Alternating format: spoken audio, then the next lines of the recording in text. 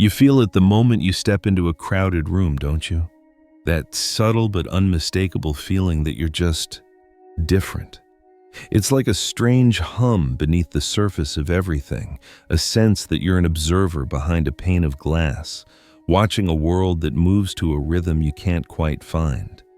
You've probably told yourself it's just social anxiety or that you're an introvert.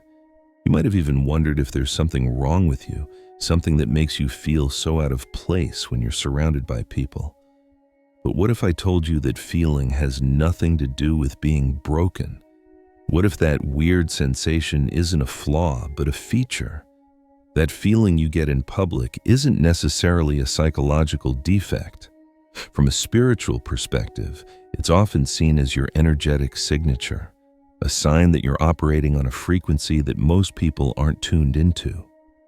It's viewed as the echo of a higher purpose, a mission that sets you apart.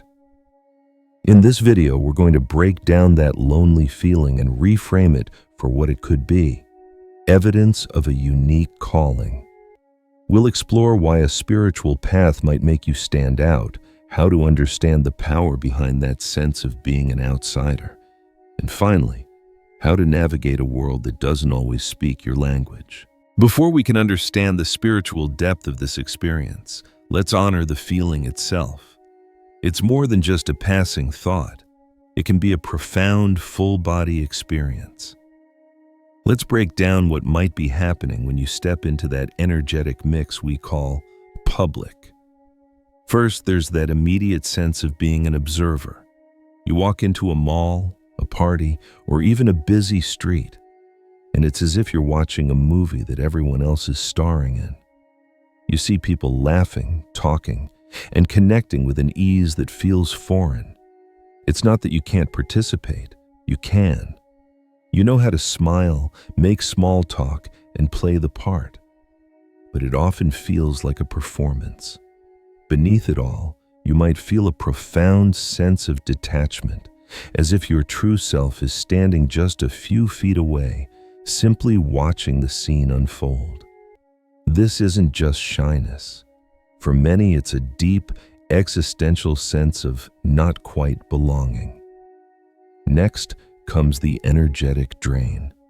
For many people who feel this way, being in crowds is utterly exhausting. You might walk into a gathering feeling fine, but within an hour, a strange fatigue can wash over you. It's not the normal tiredness from a long day. It's a heavy, dense exhaustion that feels like it's been put upon you. In many spiritual belief systems, this is attributed to being an energetic empath. The idea here is that you're not just perceiving the emotions of others, but you might be unconsciously absorbing them. A crowded room can be a chaotic soup of anxiety, frustration, and hidden pain. While others navigate this without a second thought, you can feel like a sponge, soaking it all in. From this spiritual viewpoint, your system is working overtime to process this flood of foreign energy, leaving you feeling depleted. It's important to acknowledge that psychology offers valid explanations for this phenomenon.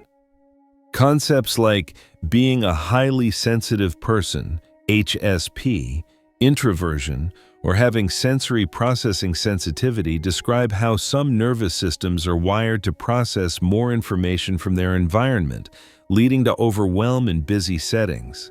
Loud noises, bright lights, and the sheer volume of social cues can overload the brain. These psychological frameworks are incredibly useful and can exist right alongside a spiritual understanding. One doesn't cancel out the other. Your sensitivity might just be the biological mechanism through which your spiritual awareness operates. Finally, there's the authenticity detector. People who identify as chosen ones often feel they have a heightened ability to sense when something is off. You can feel when a smile doesn't reach someone's eyes or when their words don't match their true feelings. This isn't about judgment, it's a perception. But it makes navigating many social settings feel jarring when you see the masks and feel the unspoken things beneath the polite chatter. This experience can be incredibly alienating and can reinforce that feeling of being on the outside looking in, a common trait among those who feel they are on a special spiritual path. This combination of observing, feeling drained, and sensing inauthenticity is the recipe for that weird feeling. It's a state of deep dissonance. You feel like a finely tuned instrument in a room full of static, and the discord is impossible to ignore. Now, let's try to shift our perspective. What if this dissonance isn't a problem to be solved, but a message to be decoded? In many spiritual traditions, this experience is seen as a hallmark of a soul with a specific purpose. You're not weird, you might just be calibrated differently. Here are a few spiritual interpretations for why you feel this way, reframed not as a burden, but as a sign of a unique assignment. Reason 1. You're operating on a different energetic frequency. Imagine two radio stations. One is playing static-filled pop music on a low-band frequency. The other is broadcasting a clear symphony on a high-band frequency. If you're tuned to the symphony, the pop music just sounds like noise. In many spiritual frameworks, this is a metaphor for your situation. The belief is that as a chosen one, your soul resonates at a higher vibrational frequency. This isn't about being better than anyone else, but simply having a different energetic signature. Your consciousness might be tuned to themes of purpose, truth, and growth. The collective energy of a typical crowd, however, can often be focused on lower frequency themes like survival, distraction, and ego. When your energy field enters an environment like that, the two don't naturally harmonize, resulting in that feeling of dissonance. Some people might even feel subtly uncomfortable around you without knowing why. In this belief system, it's because your frequency subconsciously highlights the parts of themselves they keep hidden. It's simply the nature of light to illuminate. That weird feeling is the sensation of your energy refusing to downshift to match the static of the crowd. It's your soul holding its note. Reason 2, you're an energetic empath with a purpose. Many who feel this way identify with the spiritual concept of an empath, an individual who feels and absorbs the emotions and energies of others. But for a chosen one, this is often seen as more than a trait, it's a tool. The belief is that you feel so much because you're here to help transmute that energy on a collective level. When you walk into a crowd, you're not just an individual. Some spiritual teachers would say you are a quiet force for change. Unconsciously, your energy field may begin to process the discordant energies around you. You absorb the anxiety from one person, the frustration from another, and the loneliness from across the room. Your spiritual immune system works to neutralize this negativity. This is a spiritual interpretation for why you feel so drained. The exhaustion isn't seen as a weakness. It's the byproduct of doing immense, unseen spiritual work. It's the feeling of being on duty. Reason 3, your soul remembers a different reality. Some spiritual beliefs propose that chosen ones are often old souls who have incarnated many times, or starseeds, souls whose origin is believed to be from beyond Earth. Whether you resonate with these specific labels or not, the core concept is that your soul has a memory of a different way of being, one based on authenticity, unity, and unconditional love. When you're in public, surrounded by competition and conditional interactions, your soul might feel a deep sense of homesickness. The feeling of being an outsider isn't just about the present moment. It's your soul comparing this reality to a higher template it holds within. It knows that a more harmonious way of existing is possible. That weird feeling, from this point of view, is a form of spiritual memory. It's your soul whispering, "This isn't it. This isn't home." This divine discontent is meant to fuel your purpose, to help anchor a higher reality here on earth. You're not just a visitor, you're an ambassador from another way of being, here to remind people of something they may have forgotten. Reason 4. You're in a sacred period of solitude.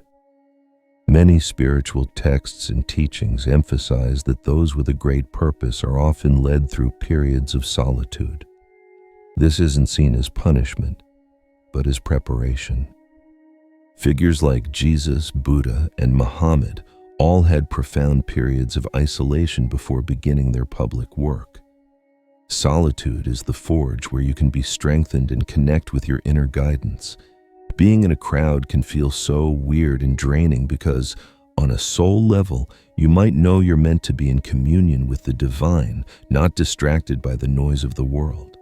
Your spirit craves the silence where it can hear the voice of your higher self.